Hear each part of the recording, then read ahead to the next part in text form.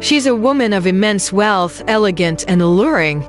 Due to her husband's physical issues, the only way for her to conceive is by seeking the help of a young and strong man, a secret known to no one. Subscribe to me, and you'll hear a different story every day. Jennifer, 24 years old, was a stunning beauty. Standing at 5'8", her slender legs and tall figure caught attention wherever she went. Her long hair cascaded casually over her shoulders, exuding an effortless charm. Jennifer was the epitome of a rich housewife, favoring black stockings and lace skirts that accentuated her figure, leaving much to the imagination. There was an undeniable allure about her, a natural sensuality that made anyone who saw her think of forbidden fantasies. Yet, who would have thought this breathtaking woman would approach me with such a proposition? The reason was simple but shocking. Her husband was incapable of having children, and she needed me to help.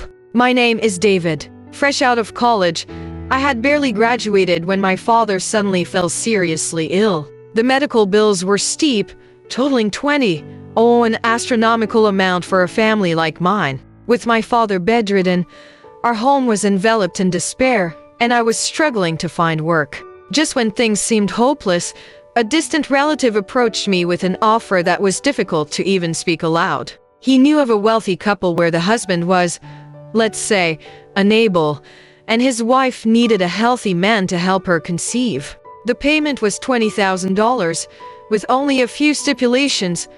I had to be honest, healthy, and pretend to be deaf and mute. Would I consider it? Seeing my father lying in the hospital bed, I gritted my teeth and accepted. I told myself that no matter how unattractive the woman might be, it didn't matter. A woman is a woman, after all, and once the lights are out, looks don't count for much. 3 days later, my relative called with a meeting address, a calf. The first time I saw Jennifer, I was speechless. She walked in wearing a red dress that clung to her every curve, her long hair pinned up elegantly, with a deep V-neck line that added an extra layer of allure. She sat down across from me, her eyes scanning me up and down before she asked, "Are you really deaf?" I almost instinctively blurted out no, but I caught myself just in time. I had to pretend to be deaf, so I simply stared at her face, trying not to let on that I could hear every word. After a few moments of silence, she pulled out her phone and typed a message. "Get ready. Meet me at 301 Larkhill Villa tomorrow." As I read those words, my heart raced with excitement. Had I really passed the test that easily? Jennifer got up and left without another word. The next day, I arrived at the villa and sent Jennifer a text letting her know I was outside. Moments later, she opened the door herself, dressed casually in a white nightgown with a few buttons undone at the front. My eyes were immediately drawn to her, but she quickly buttoned up and gestured for me to come inside. The villa was enormous. In the living room sat a man with a large belly and thinning hair, Jennifer's husband, presumably. He looked me up and down before turning to Jennifer and asking, "Is this the guy? He's deaf, right?" Jennifer nodded, clearly unhappy with the situation. "Satisfied now, Eric? You're really willing to go this far, letting another man sleep with your wife for a child?" Eric chuckled awkwardly. "Come on, Jen. I told you.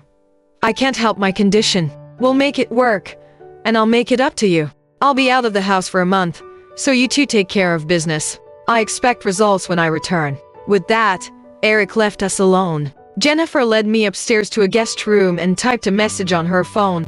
"Stay here. Don't come out unless I call you." I nodded obediently, trying to play the role of the quiet deaf man. But as she left, the door didn't fully close behind her. I could hear everything, including the heated conversation downstairs. I realized then that Jennifer's husband, Eric, had a condition, and though they tried, they couldn't have a child. Later that day, I heard strange sounds from downstairs, and curiosity got the better of me. Creeping to the top of the stairs, I watched as Jennifer and Eric were locked in an awkward moment on the living room couch. Eric wasn't capable of fulfilling his husbandly duties, but that didn't stop him from trying other ways to satisfy Jennifer. Eric left after a while, making some excuse about needing to go out for a business trip.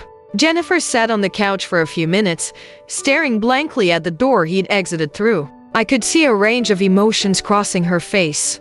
frustration, disappointment, maybe even anger. It was clear she didn't want to be in this situation. But just as I was about to retreat back to my room, Jennifer called out for me. She didn't know I could hear her, so she texted, "Come downstairs." When I walked into the living room, Jennifer had changed into a more casual outfit, still beautiful, but much more approachable. She motioned for me to sit, and I did cautiously. Her phone buzzed, and after a quick glance, she handed me the screen. "We have a month to make this work," she typed. "You understand why we're doing this, right? It's for the child." I nodded, unsure of how to respond. I wasn't exactly an expert on this sort of thing, but I knew enough to understand that this was about more than just a baby. There was something between her and her husband that was fundamentally broken, and it seemed I was now caught in the middle of it.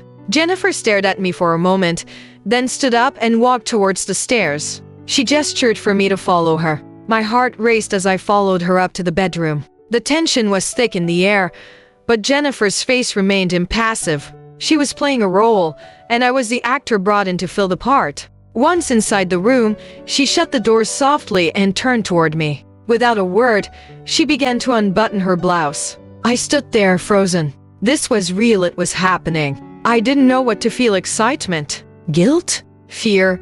Jennifer, however, remained calm, businesslike even. She gestured for me to undress, her eyes never leaving mine. The intimacy felt surreal, almost mechanical, as though we were both participants in a performance neither of us had written. But just as things began to escalate, something changed. Jennifer hesitated, her hands pausing mid-action, and for the first time since we met, I saw the cracks in her confident facade. She was vulnerable. She quickly typed another message on her phone, her face flushing with emotion. "I can't do this right now. I'm sorry. I thought I could, but I need some time." I nodded and began dressing again, feeling an odd mix of relief and disappointment. This wasn't how I had imagined things playing out, but I respected her hesitation. As I reached for the door, Jennifer grabbed my arm gently, stopping me. She didn't say anything, but her eyes conveyed a deep, unspoken gratitude. I left the room quietly. For the next few days, the house was eerily quiet.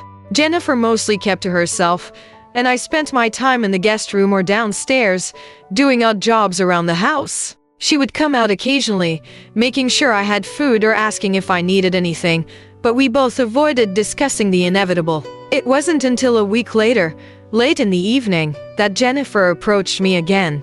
This time, there was no pretense of formality. She sat next to me on the couch, close but not uncomfortably so, and handed me her phone. "Eric is coming back soon. We need to try again."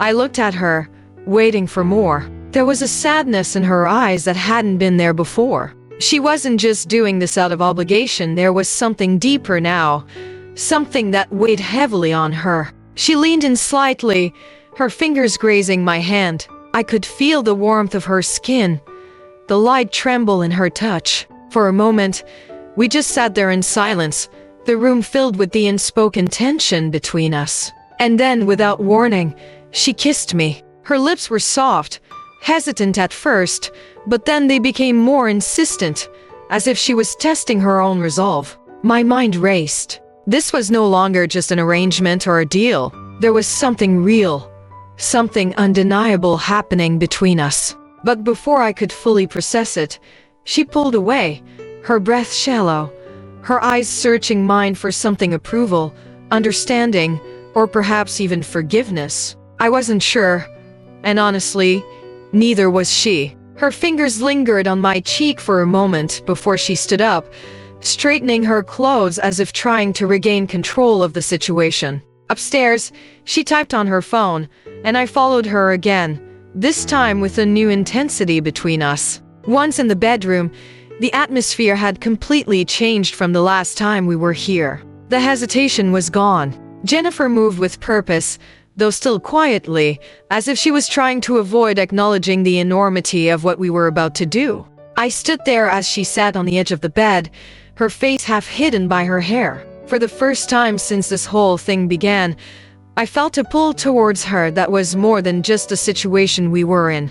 There was something magnetic about her vulnerability, her quiet desperation, that made me want to comfort her in a way that had nothing to do with obligation. She reached for me, her fingers trembling as they brushed against my arm, pulling me closer. I could feel her warmth as I leaned down, our faces only inches apart. This time, when she kissed me, it was different. There was a hunger, a raw need in the way her lips moved against mine.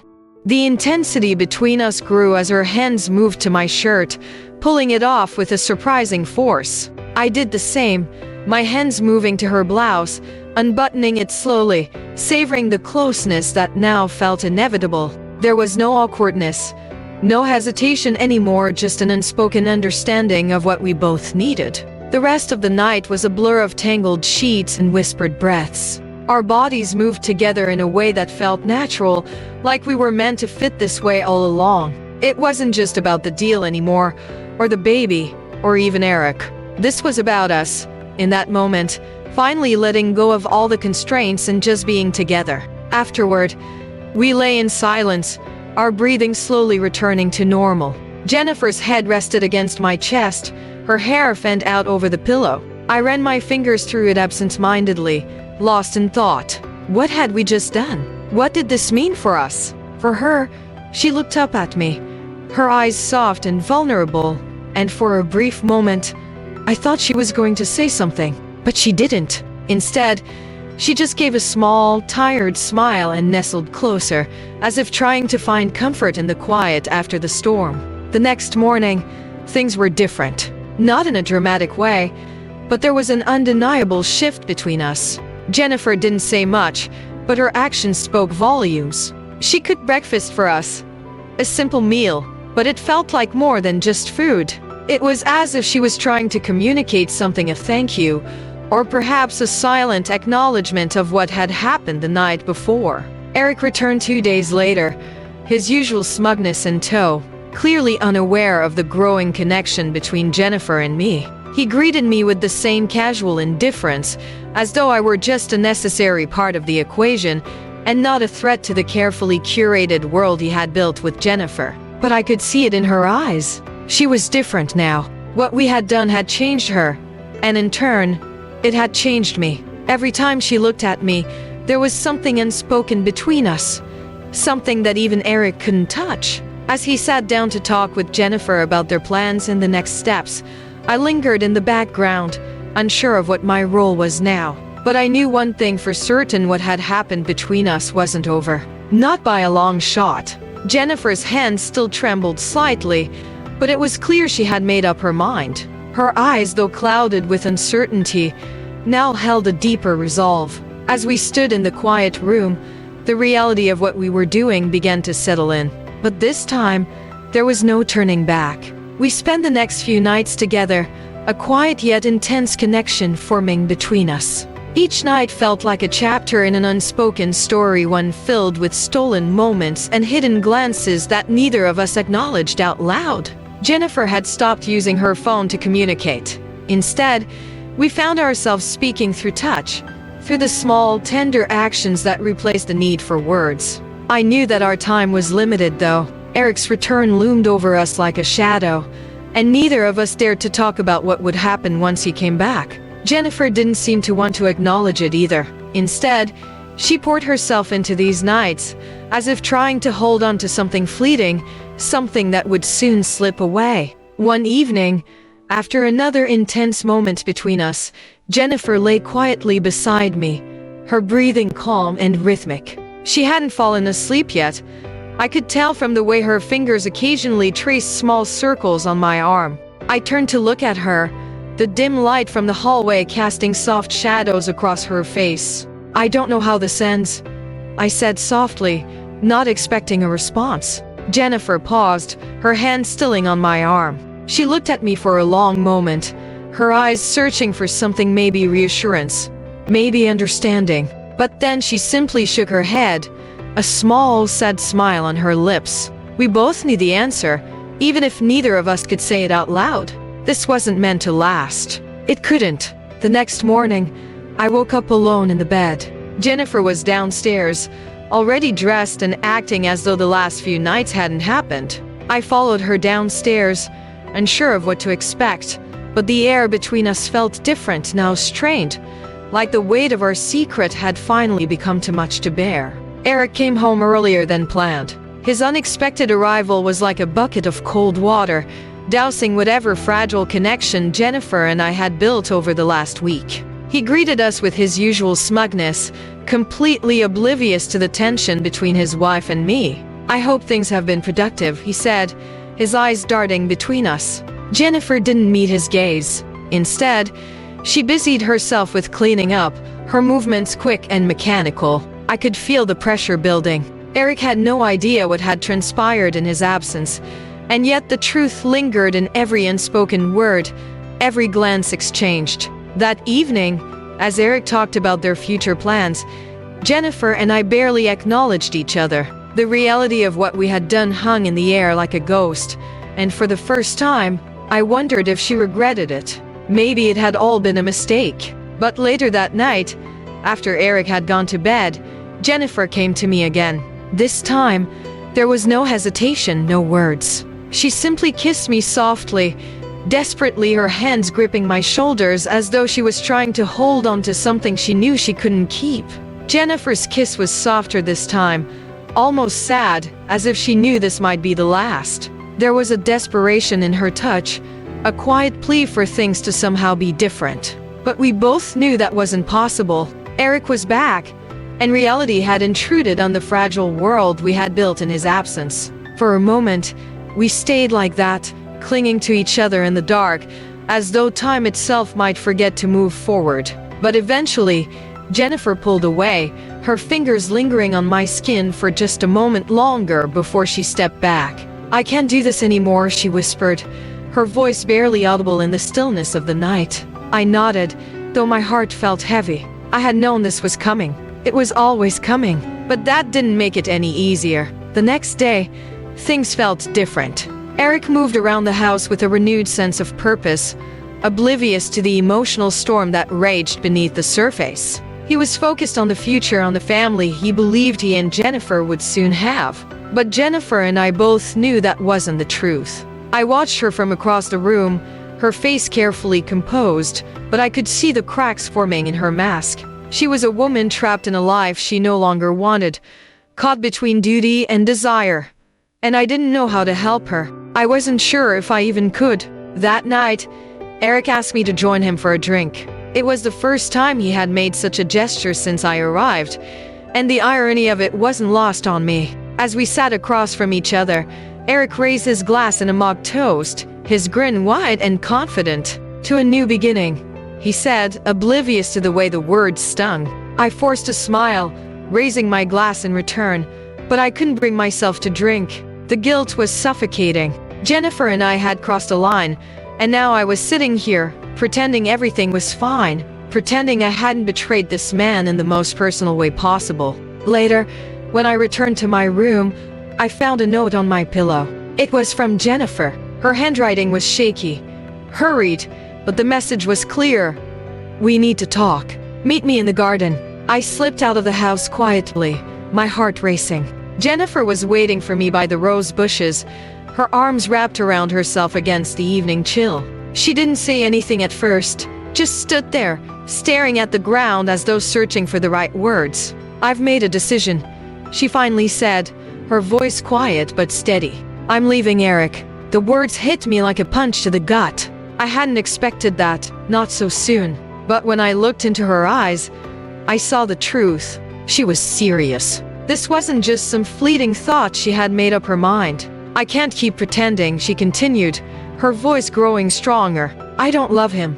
I haven't for a long time. And after everything that's happened between us," her voice trailed off, and she looked away, as if ashamed. I stepped closer, wanting to comfort her, to tell her that everything would be okay.